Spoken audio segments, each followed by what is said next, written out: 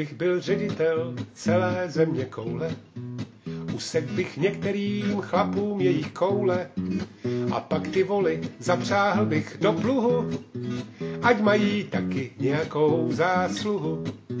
Když ze mě uděláte svého ředitele, spravím to tu celé. Kdybych byl ředitel České železnice, vytrhám v republice všecky kolejnice a pak to železo vyvezu do sběru a vytáhnu dráhy z finančních průserů. Když ze mě uděláte svého ředitele, žít se vám bude vážně skvěle. Kdybych byl ředitel českých fotbalistů, hráli by naši čutálisti jako z listů, systémem 1-1-8 vzadu Čech, takzvaná drtivá ofenzíva všech.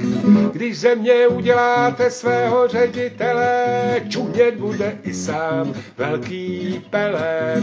Kdybych měl pod palcem celou republiku, každému každé ráno dal bych po bochníku, a kdo by prokázal, že miluje mě v skutku, dostal by na vrch másla hrudku. Když ze mě uděláte svého ředitele, starosti vaše půjdou do dlaj.